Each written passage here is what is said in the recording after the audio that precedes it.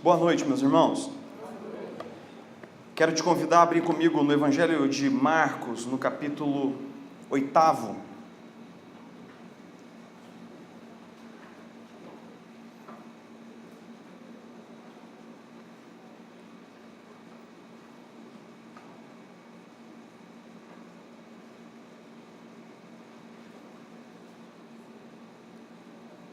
A partir do versículo 22.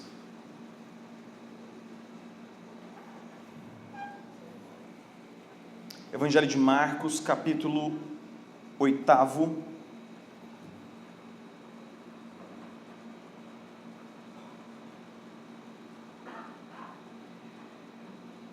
A partir do versículo 22. Amém? Todos encontraram? Então chegaram a Betsaida e lhe trouxeram um cego, rogando-lhe que o tocasse. Jesus, tomando o cego pela mão, levou-o para fora da aldeia e, aplicando-lhe saliva aos olhos e impondo-lhe as mãos, perguntou-lhe. Aliás, eu estou na revista atualizada, né, irmãos? Vocês estão sentindo a diferença? Chaveei. Versículo 23. Ele tomou o cego pela mão e o levou para fora do povoado. Depois de cuspir nos olhos do homem e impor-lhe as mãos, Jesus perguntou: você está vendo alguma coisa? Ele levantou os olhos e disse: vejo pessoas, elas parecem árvores andando.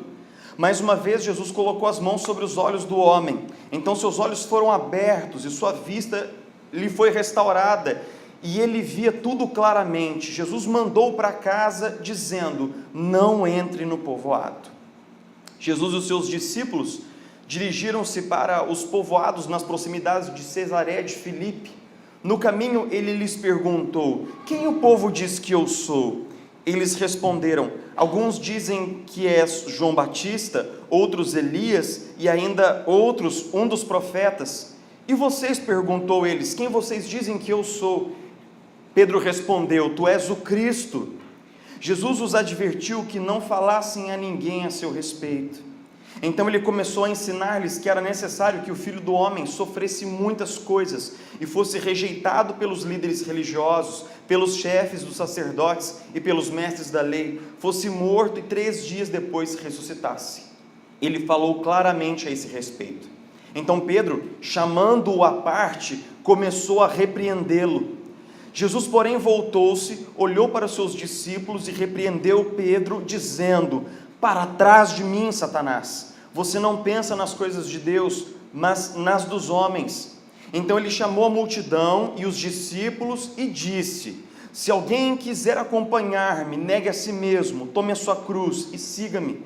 Pois quem quiser salvar a sua vida a perderá, mas quem perder a sua vida por minha causa e pelo evangelho a salvará. Pois que adianta o homem ganhar o mundo inteiro e perder a sua alma? Ou o que o homem poderia dar em troca de sua alma? Se alguém se envergonhar de mim e das minhas palavras, nesta geração adúltera e pecadora, o Filho do Homem se envergonhará dele, quando vier na glória de seu Pai, com os santos anjos. Amém? Vamos orar? Senhor Jesus, muito obrigado, porque de novo, a mesma pergunta que o Senhor dirigiu aos discípulos, agora o Teu Espírito dirige ao nosso coração.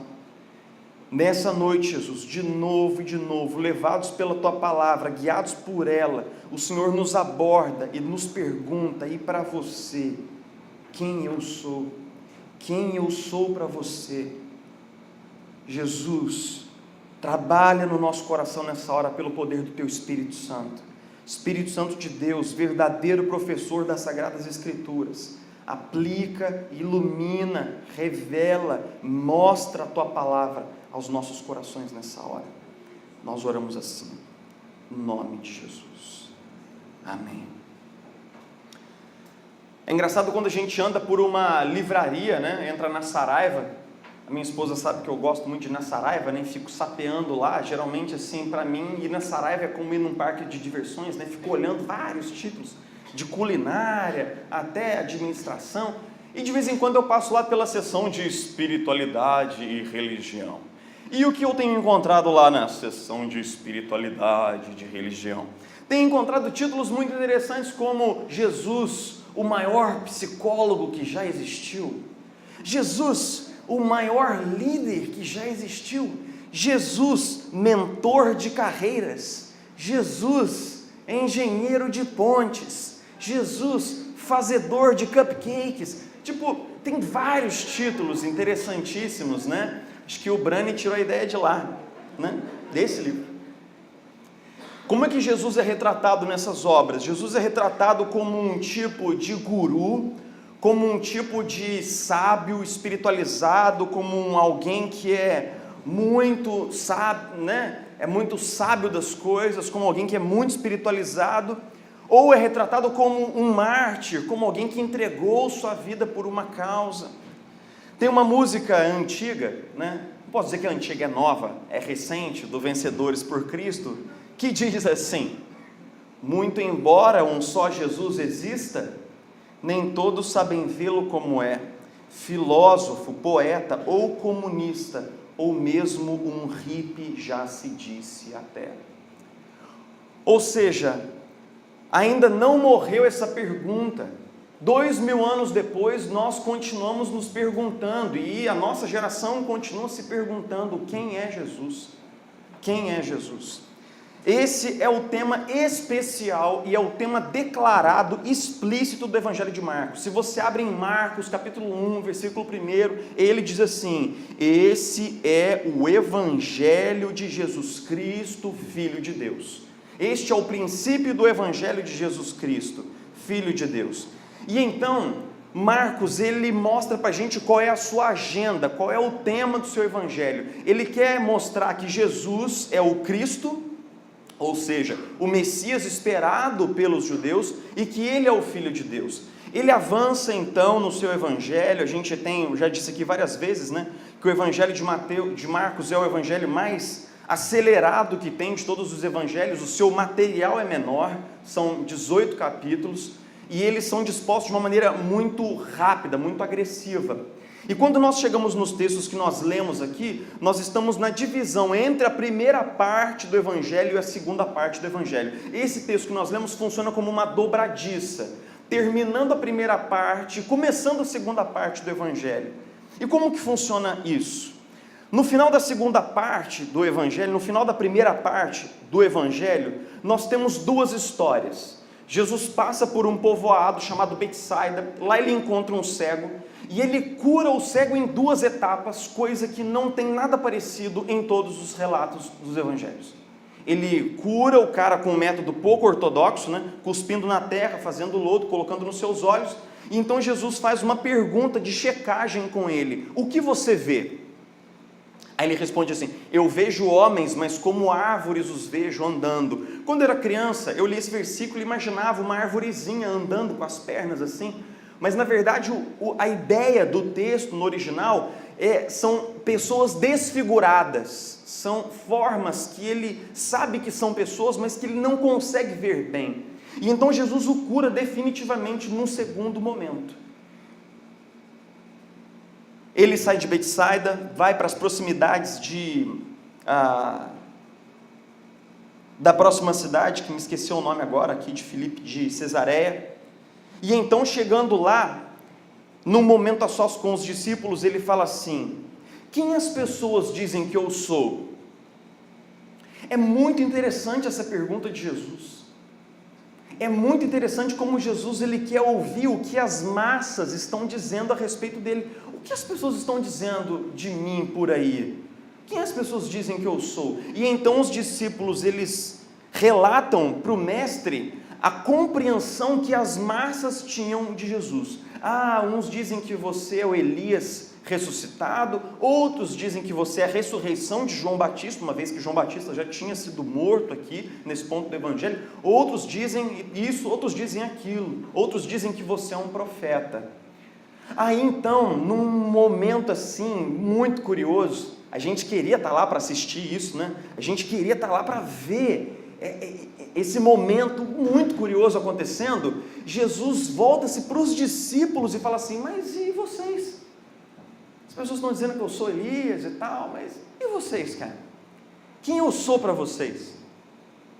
Essa pergunta é estarrecedora, porque Jesus está tentando entender claramente o que está passando na mente dos discípulos a respeito da identidade dele, agora que ele já havia multiplicado pães, que é o texto anterior, agora que ele já havia curado cegos, agora que ele já havia pregado o evangelho, agora que ele já havia feito um monte de coisas. Jesus está falando assim: rapaz, então deixa eu ver se vocês estão entendendo, vocês estão acompanhando o que está acontecendo, quem eu sou para vocês. E Jesus coloca sobre a mesa esse ponto importante do evangelho. A identidade de Jesus e como nós o vemos é essencial para a nossa compreensão do evangelho e para sermos bons discípulos de Cristo. Então, Pedro, tomando a frente de todo o colegiado e falando talvez em nome deles, diz assim: olha Jesus, fica tranquilo, nós a esse momento já sabemos que você é o Messias, que você é o Cristo. Na verdade, Marcos usa a palavra grega, Christos, que é a tradução de Mashiach, do hebraico, que quer dizer o ungido, o escolhido, aquele que foi levantado por Deus. Se a gente lê o Antigo Testamento, em diversos momentos, essa figura, o prometido, o profeta que virá na voz de Moisés, aquele que é o príncipe da paz, conforme Isaías, aquele que será o redentor, aquele que será o restaurador. Então, havia um consenso de que essa figura misteriosa do Messias viria. E antes de Jesus, outros pretensos Messias tinham aparecido, feito também simulacros de milagres, tinham atraído seguidores e tinham sido mortos e trucidados pelo governo romano. Mas agora, Jesus era diferente. Ele fazia coisas que ninguém fazia, ele dizia coisas que ninguém dizia. Então, os discípulos tinham razoável segurança de que agora sim, Deus havia enviado o Messias até nós. Você nota que Jesus, ele não discorda dos discípulos nesse ponto, ele apenas pede o quê? Segredo. E logo em seguida ele avança, porque Jesus vai dizer assim: tudo bem, vocês estão acertando, eu sou o Messias, agora eu vou mostrar que tipo de Messias eu sou. E é aí que começa a bagunça. Por quê? Porque Jesus começa a pregar, e aqui é o começo da segunda metade do Evangelho de Marcos. Jesus vai repetir não uma, nem duas, mas 3 vezes no capítulo 8, no capítulo 9, no capítulo 10, ele vai repetir que ele será morto em Jerusalém e ressurreto ao 3º dia. Ele começa a dizer o que significa ser o Messias. Então veja bem, imagine os discípulos caminhando com Jesus. Rapaz, eu acho que Jesus é o Messias, hein? Eu acho que ele é o ungido, ele é o escolhido, rapaz. Aí Jesus pergunta assim: rapaz, quem eu sou para vocês? Aí alguém diz: o Senhor é o Messias. E Jesus consente com essa declaração. Então os discípulos ficam animados. Rapaz, você viu? Ele não negou. Porque quando perguntaram para João Batista se ele era o Messias, ele negou. Ele disse que não era. Mas Jesus não negou, então ele é o Messias. Só que as pessoas, elas tinham uma ideia de um Messias que viria, que era muito distinto do que Jesus vai fazer agora. Por quê? Porque as pessoas no tempo de Jesus tinham a percepção social de que o Messias era uma figura político-religiosa que viria para dominar, para vencer os poderes dominadores, para restabelecer Jerusalém na sua condição de soberania nacional e para fazer do povo judeu um povo vitorioso de novo, porque eles estavam sob domínio romano. Então, basicamente, eles estão imaginando que nos próximos dias, Jesus vai para Jerusalém, Jesus vai tomar o poder, Jesus vai para Roma, Jesus vai derrubar César. Mas não é nada disso que acontece. O que Jesus começa a dizer? Ele começa a dizer que ele vai ser morto. E então você pode imaginar esse lugar do Evangelho, no qual Pedro pega no braço de Jesus, puxa Jesus num cantinho assim, leva Jesus bem num cantinho, e começa a falar assim: ai Jesus, para com esse papo, mano, para com essa bobeira, é sério Jesus, para de falar que você vai morrer, coisa chata. Você é o nosso Messias, você é o nosso vencedor, você veio consertar as coisas, para de falar dessas coisas, de morte, de ressurreição, para com isso. A sequência do texto é de tirar o fôlego. Por quê?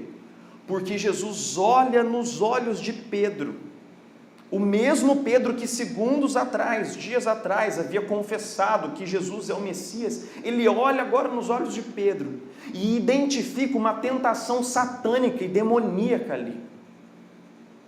Pedro está sendo o porta-voz de uma tentação, a tentação de abandonar o caminho da cruz por um caminho de poder, abandonar o caminho da humilhação por um caminho de dominação. E então Jesus diz para Pedro: afasta-te de mim, arreda-te de mim, para longe de mim, Satanás, porque você não entende das coisas de Deus, mas só sabe das coisas dos homens. E então Jesus traz todos os discípulos e diante da multidão ele diz assim: vamos pactuar assim, quem quiser ser meu discípulo tem que saber para onde eu estou indo. Eu não estou indo para a cadeira do César, eu estou indo para a cruz. E todo aquele que quiser me seguir tem que ir para onde eu vou. Eu estou indo para a cruz. Portanto, tome a sua cruz e me siga. É interessante que nesse momento, Jesus está dizendo claramente, que os discípulos até então tinham uma compreensão parcial, uma visão distorcida. E é justamente aqui que as duas narrativas, a do cego e a conversa com os discípulos, que as duas revelam o seu sentido. Tanto Donald Carson como o Walter Wessel, eles dizem que o fato da história do cego ter sido colocada antes da história da conversa de Jesus com os discípulos não é um mero acaso, mas Marcos está usando a história do cego para ilustrar a condição dos discípulos. E se você pega as duas histórias, há o que nós chamamos de paralelismo narrativo, pelo menos 5. Jesus leva eles para um lugar retirado, Jesus pergunta se eles estão vendo, Jesus intervém uma primeira vez, eles veem parcialmente, tanto o cego quanto os discípulos têm uma visão parcial, uma visão distorcida, e então Jesus realiza uma cura na visão, tanto do cego quanto dos discípulos. Marcos faz isso outras 3 vezes ao longo do Evangelho, é um recurso que eles chamam de parábola narrativa. Mas por que eu estou amarrando esses 2 textos aqui? Porque o que Marcos está nos dizendo a juntar essas 2 histórias é assim: ter uma visão parcial de Jesus pode ser mais prejudicial do que não ver nada. Porque quando não se vê nada, nós sabemos que estamos cegos. Mas quando se vê alguma coisa e se pensa que aquilo é realidade, mas é uma coisa distorcida, então nós nos enganamos. Está todo mundo me acompanhando? Se você não vê nada, você é cego, então provavelmente você não se arrisca a pegar o carro e sair de casa dirigindo. Mas se você tem uma miopia aqui, uma não sei o que lá, a gente fala assim, não, dá tranquilo, não é? Então a gente se arrisca.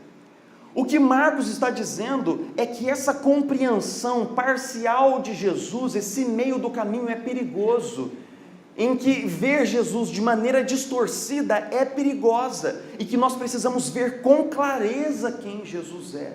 E é justamente esse ponto que eu quero falar com vocês aqui hoje. A pergunta quem Jesus é não morreu. No século XIX, no século XX, nós tivemos uma linha acadêmica inteira chamado a pesquisa do Jesus histórico. Basicamente, o que os historiadores diziam é que esse Jesus que é mostrado nos evangelhos não é verdadeiro, é um monte de fábula inventada e que nós temos que encontrar o verdadeiro Jesus. Aí você fala assim, rapaz, mas isso foi lá no comecinho do século passado. Tudo bem, dê uma olhadinha nos títulos da super interessante, por exemplo, de janeiro de 2013. Jesus, a verdade por trás do mito. Outra edição da mesma revista em agosto, quem foi Jesus? Provavelmente os editores daquela revista estavam muito empolgados em descobrir quem é Jesus. E basicamente as respostas que você encontra nessas matérias da super interessante é aquilo lá que a gente já sabe, né? A negação da divindade de Jesus, a negação de que Jesus era Deus, a negação de que Jesus nasceu da Virgem, a negação de que Jesus ressuscitou, porque Jesus é apenas um cara bom. Ele é apenas um sábio, ele é apenas um grande guru espiritual, ele foi um libertador, ele foi um mártir, um homem muito bom que morreu por uma causa. E nesse sentido, Jesus Buda, Mahatma Gandhi, Martin Luther King, estão todos em pé de igualdade. Jesus é um exemplo para a humanidade. Jesus é um homem bom, nós temos que seguir os seus passos, mas podemos também seguir os passos de Buda, por que não? Podemos também seguir os passos de Maomé, por que não? Todos os homens tão bons e piedosos. Eu gosto do Machen, um cara que foi considerado muito fundamentalista no século passado, mas ele escreveu um livro de título Liberalismo ou Cristianismo. E nesse livro ele diz o seguinte, eu vou seguir a linha do raciocínio dele palavra por palavra. Você acha que Jesus é um cara bom? Você acha que ele é sábio? Você acha que ele é alguém inteligente, um guru espiritual, um visionário? Então vamos levar Jesus a sério. Primeiro ponto. Se eu for levar Jesus a sério, eu tenho que levar aquilo que ele diz de si mesmo a sério, beleza? Então ouça o que Jesus diz de si mesmo. Eu sou o caminho, a verdade e a vida. Ninguém vem ao Pai senão por mim. Quem me vê, vê o Pai. Quem come a minha carne e bebe o meu sangue tem a vida eterna, e eu o ressuscitarei no último dia. João 6,54. Eu sou a ressurreição e a vida. Aquele que crê em mim, ainda que morra, viverá. João 11,25. Se nós formos levar Jesus a sério, nós vamos ver que Jesus está clamando que Ele é o Filho de Deus. Ele não está dizendo, eu sou gente boa, eu sou um guru, eu sou espiritualizado. Não, ele está dizendo, quem me tem, tem a vida eterna. Quem não tem o Filho, não tem a vida eterna. Ninguém vai ao Pai, senão por mim. Se não beberdes do meu sangue, se não comerdes da minha carne, não tendes parte comigo. Ou seja, ou nós consideramos Jesus um louco esquizofrênico por fazer essas afirmativas a respeito dele mesmo e o deixamos de lado, ou então nós ouvimos o que ele tem para dizer e o levamos a sério. O que eu quero dizer aqui, gente, em linhas curtas, nós temos que voltar a dizer para a nossa geração que nós temos só duas escolhas: fique com Jesus ou o rejeite, mas no meio do caminho você não pode ficar. Fique com Jesus, ou o rejeite completamente, mas no meio do caminho não é possível ficar. Em que sentido? Não, Jesus é um cara bacana. Jesus não é um cara bacana. Não, Jesus é um guru espiritualizado. Ele não é isso. Ouça o que a Bíblia diz que ele é. A Bíblia diz que ele é o Filho de Deus, que veio para morrer por nós. Tal era desesperadora a nossa situação de pecaminosidade, perversão e perdição. O nosso estado era tão calamitante, a nossa situação era tão drástica, que Jesus teve que se tornar homem e, como Deus e homem, morrer na cruz do Calvário por mim e por você. Esse é o Jesus da Bíblia. Esse é o Jesus que está sendo agora relembrado no período natalino. Esse é o bebê que se tornou homem na manjedoura, um Deus homem. A nossa geração, ela é muito escorregadia, né?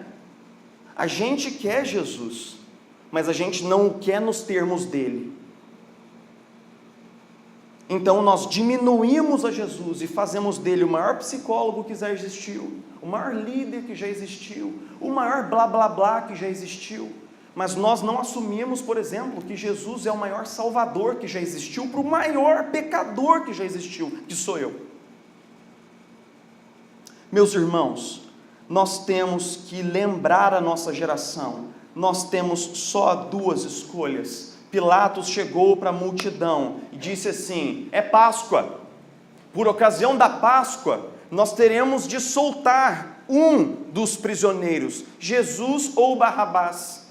E então a multidão gritou: Barrabás, Barrabás. E então Pilatos perguntou à multidão: e o que farei de Jesus chamado Cristo? O que eu vou fazer com Jesus chamado Cristo? Ele estava perguntando para a multidão. E hoje o Espírito Santo pergunta para nós: o que você vai fazer com Jesus chamado Cristo? Meus irmãos, o muro não existe. Esse lugar em cima do muro não existe. Na vida não existe um lugar ali como, digamos assim, seguindo a Jesus de longe. Não existe. Ou nós somos discípulos de Jesus, ou nós não somos discípulos de Jesus. Jesus é para nós o Filho de Deus e o nosso Salvador, ou não é nada. Não existe esse negócio no meio aí. Jesus, o maior blá blá blá que já existiu. Meus irmãos, isso não existe. Nós estamos entrando no período natalino. E nós precisamos nos lembrar que Jesus está perguntando para mim e para você quem eu sou para você. Eu sou um amigo? Eu sou uma ideia? Eu sou um conceito? Quem eu sou para você? Quem eu sou para você? Meus irmãos, tudo ou nada. Tudo ou nada. Ou nós ficamos com o Salvador, ou nós temos que admitir que nós estamos rejeitando-o. Essa é uma mensagem não só para nós, mas uma mensagem para a gente levar, uma mensagem para a gente ser o portador dela e lembrar a nossa geração: não existe esse lugar no meio do caminho, não existe. Vamos orar?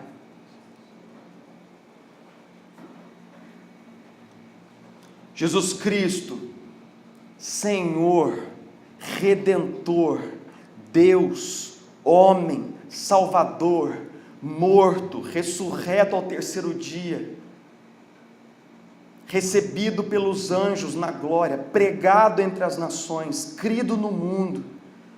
Esse é o seu nome, Jesus. Senhor dos senhores, Rei dos reis.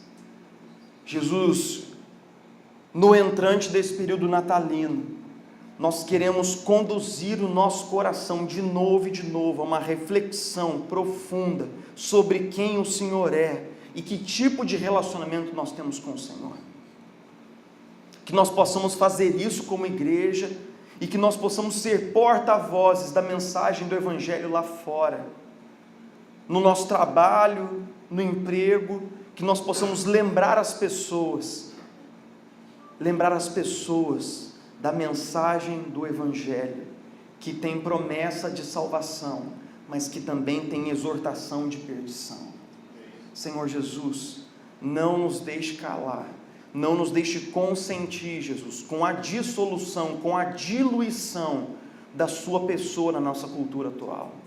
Nós não seremos coniventes com isso, Jesus. Nós não vamos compactuar com isso. Nós diremos a pleno pulmão que o Senhor é homem, que o Senhor é Deus, que o Senhor é Salvador, que o Senhor é Redentor, que o Senhor morreu por nós na cruz do Calvário, e nós não temos vergonha do nosso credo, nós não temos vergonha da nossa fé, nós não temos vergonha do Evangelho, porque o Evangelho é o poder para a salvação de todo aquele que crê, como está escrito: o justo viverá pela fé. Nós oramos assim, certos e convictos da fé que o Espírito Santo derramou no nosso coração, para a glória de Deus Pai, nós oramos. Amém.